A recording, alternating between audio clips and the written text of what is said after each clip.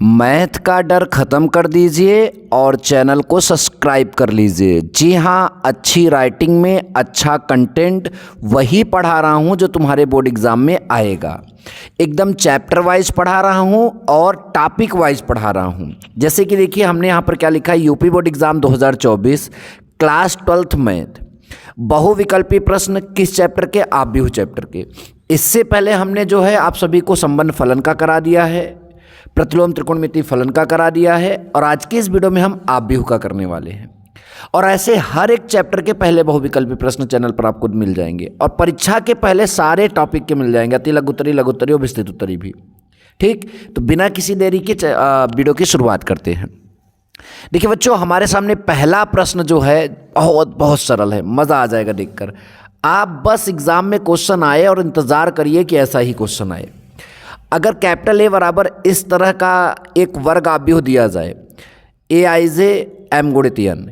ए आई जे का मतलब इस आव्यूह में जितने अवयव होंगे वो ए से प्रदर्शित होंगे और आई का मतलब वो आईवीं पंक्ति होगी और जे का मतलब होगा जेवां स्तंभ। ठीक, तो इसमें हमें ये पूछ रहा है कि वर्ग आव्यूह है तो यम जो है वो यन से छोटा होगा क्या, यम जो है यन से बड़ा होगा क्या, यम जो है यन के बराबर होगा क्या, और या फिर इसमें से हमारा एक और ऑप्शन है इनमें से कोई नहीं। तो बच्चों ध्यान दो, हमने यहाँ पर लिखा भी एकदम उत्तर अच्छे से आपको समझाने के लिए कि चूंकि वर्ग आव्यूह में पंक्तियों की संख्या स्तंभों की संख्या के बराबर होती है, एम पंक्ति की संख्या और ये स्तंभ की संख्या होती है, तो बराबर होती है। और जब दोनों बराबर होते हैं तो यम की वैल्यू यन के वैल्यू के क्या हो जाएगा? बराबर हो जाएगा। वो उससे अधिक या फिर कम नहीं हो सकता, क्योंकि वर्ग आव्यूह का मतलब ही होता है पंक्ति की संख्या और स्तंभ की संख्या बराबर।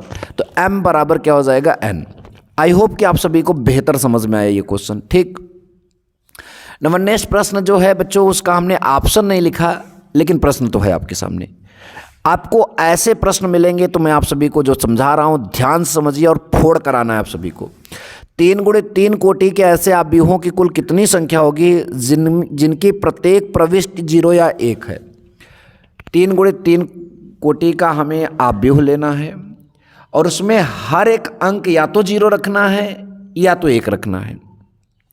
तो 3 गुणित 3 क्रम के ऐसे कितने आव्यूह हो सकते हैं ये बताना है। तो ध्यान से मेरी बात को समझो, जो अवयव लोगे वो क्या होगा? 0 या 1, यानी कितनी संभावना हुई? 2। और कोटि क्या है? 3 गुणित 3, तो 2 की घाते 3 गुणित 3 यहाँ पर जो है कितना हो जाएगा? 9। तो 2 की घाते 9 रख दो, उत्तर कितना आएगा? 512। यही तरीका होता है और यही मैंने यहाँ पर लिखा है। चूँकि ये बकवास आप जाने दो, यही तरीका है। कितने आप अंक आपको भरने हैं? 2।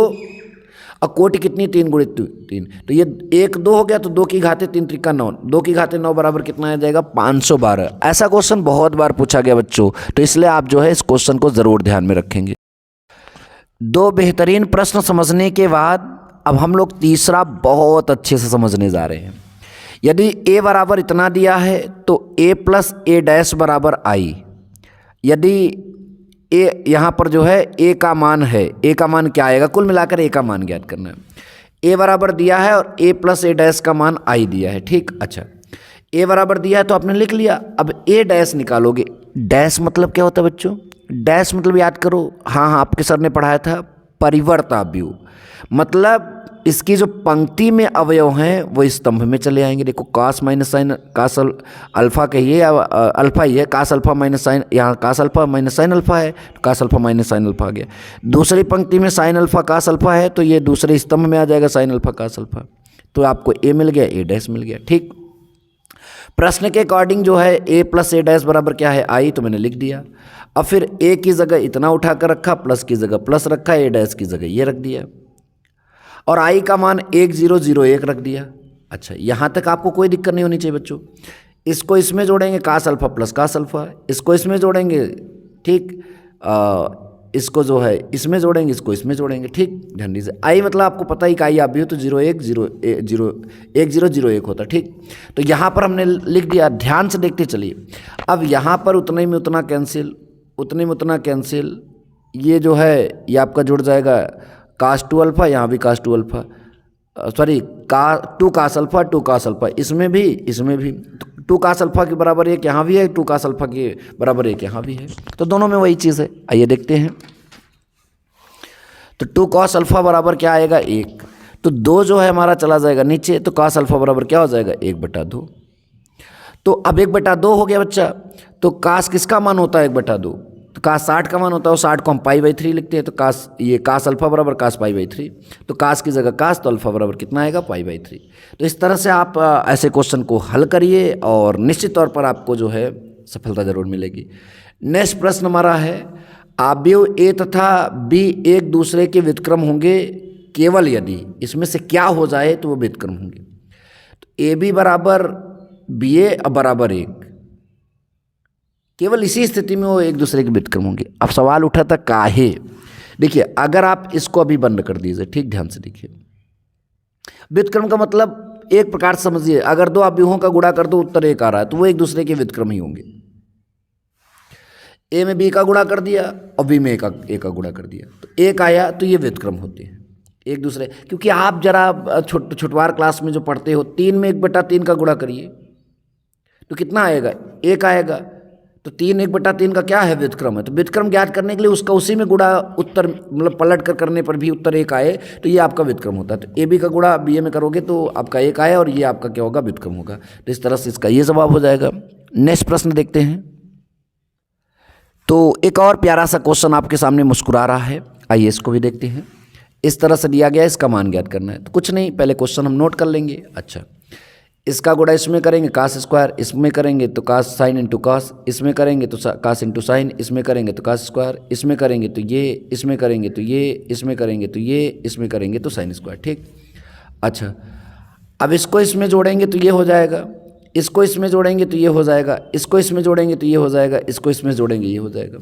Sine square plus cos square plus sine square का 1 हो जाएगा, ये उतने प्लस में उतने माइनस में कैंसिल, उतने प्लस में उतने माइनस में cancel, sine square plus cos square का कितना हो जाएगा 1, तो 1 0 0 1 आएगा आपका। देखिए इस प्रश्न का उत्तर 1 0 0 1 आएगा, जो कि यहाँ पर आपका आया, विकल्प संख्या 2 सही है। ठीक, नेक्स्ट प्रश्न हमारा है कि समान कोटि के 2 दिए गए अवयव ए और बी के लिए उपयुक्त कथन होगा, कौन सा कथन यहाँ पर सही माना जाएगा, ये हमें यहाँ पर बताना है। याद करो आपने परिवर्त अवयव पर कितना कुछ पढ़ा था, याद आया कुछ। तो ए बी का होल डैश बराबर बी डैश ए डैश होता है, और कई क्वेश्चनों में ये सिद्ध भी करवाया गया हम लोगों से। तो ए बी का होल डैश बराबर बी डैश ए डैश जो है, जब भी आएगा तो इस पर आप क्या करेंगे, टिक मारेंगे। ठीक, आगे चलें। तो अगला प्रश्न हमारा जो है, यदि ए एक वर्ग अवयव इस प्रकार है कि ए स्क्वायर बराबर ए, तो इतने का मान किसके बराबर होगा। तो देखिए ए स्क्वायर बराबर ए है, तो इसमें जो है आपका ए क्यूब आएगा, तो उसको हम पहले से निकाल लेते हैं। तो ए क्यूब को हम क्या लिखेंगे, ए स्क्वायर इंटू ए। तो अब ए स्क्वायर की जगह भी हमारा क्या हो जाएगा ए, तो हमने लिख दिया। अब ए की जगह जो है आपका गुणा कर देंगे ए में, तो फिर ए स्क्वायर आया, फिर ए स्क्वायर की जगह क्या लिखेंगे, यानी ए का मान भी ए स्क्वायर की जगह भी ए, और ए क्यूब की जगह भी ए होगा। यहाँ तक समझ में आया, बहुत बढ़िया। अब हम इसको नोट करते हैं। हमने नोट किया, तो ए प्लस बी का होल क्यूब, तो A cube plus B cube plus 3ab कोष्टक में ए प्लस बी, फिर माइनस 7। ये वही चीज़ है, ये वही चीज़ है, इसका इसमें गुणा करेंगे, इसका इसमें गुणा करेंगे, ये वही चीज़ है। ठीक, आई क्यूब का मान जो है इकाई अवयव होता तो आई ही आएगा। ए क्यूब का मान ए हमने निकाल रखा है, आई स्क्वायर का मान आई ही होगा क्योंकि इकाई अवयव होता है, ए का ए ही रहेगा यहाँ पर। फिर ए स्क्वायर का जो है अभी हमने ए स्क्वायर ही लिखा, हालांकि ए लिख देना चाहिए यहाँ पर, फिर माइनस 7।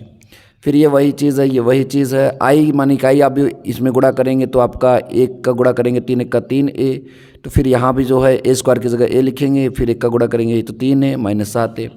अब आप जोड़िए 3 3 6 1 7, 7 से 7 आपका क्या हो जाएगा कैंसिल, आपका बचेगा फाइनली क्या, आपका बचेगा आई। क्या बचेगा, आई। अच्छा देखो ऐसा कुछ है क्या, अरे हाँ यहाँ पर है तो ठीक। नंबर नेक्स्ट, यदि अवयव ए और बी के क्रम पी गुणते क्यू और क्यू गुणते आर है तो ए बी का क्रम बताइए। आपने पढ़ा है भाई, ए बी जो है ए और बी का गुणा करने का बोल रहा है, ए का क्रम ये है और बी का क्रम ये है। तो ए बी के क्रम में हम क्या बोलते थे कि कभी भी दो अवयवों का गुणा तभी संभव होगा जब ए के पंक्तियों की संख्या, ध्यान दीजिए, और बी के स्तंभों की संख्या हम लोग लिखते हैं। ठीक, तो ये जब गुणा करते हैं तो हमारा क्या आता है, ये P और R आएगा, तो P गुणते क्या हो जाएगा R, तो P गुणते R हमारा किस में है, इसमें है, तो ये वाला आपका क्या हो जाएगा, सही हो जाएगा। तो हमारा अगला प्रश्न है, यदि एक आव्यूह सममित तथा विषम सममित दोनों ही हैं तो इसमें से कौन सा आपका सही हो जाएगा। सममित आव्यूह के लिए आपको पता है Aij बराबर AJI, मतलब कि जो पंक्ति है वो स्तंभ में कन्वर्ट हो जाएगी, स्तंभ जो है पंक्ति में कन्वर्ट हो जाएगी, समीकरण नंबर 1। विषम सममित आव्यूह के लिए क्या होता है, ऐसे ही रहेगा, बस वहाँ पर माइनस लग जाएगा। ठीक, सममित तथा विषम सममित आव्यूह दोनों, सममित तथा विषम सममित आव्यूह में दोनों गुण होते हैं, अतः जो है समीकरण 1 और 2 को हमें क्या करने पर, जोड़ने पर, तो हमने इसको जोड़ा तो ये आपका हो जाएगा। ठीक, कुल मिलाकर आप यहाँ पर देखिए समीकरण 1 और 2 को हमने क्या किया, जोड़ लिया। ठीक, हमने जोड़ लिया। ठीक, जो आव्यूह है उसमें दोनों गुण है तो हमने उसी आव्यूह को यहाँ पर जोड़ा ना, वही आव्यूह है इसलिए हम यहाँ पर जोड़ रहे हैं। कह रहे हैं ना कि सममित तथा विषम सममित आव्यूह में दोनों गुण है, इसलिए हमने समीकरण 1 और 2 को जोड़ा, तो इसको हमने इसमें जोड़ा तो 2 बार हो जाएगा, वही चीज़ है, और ये माइनस हो जाएगा।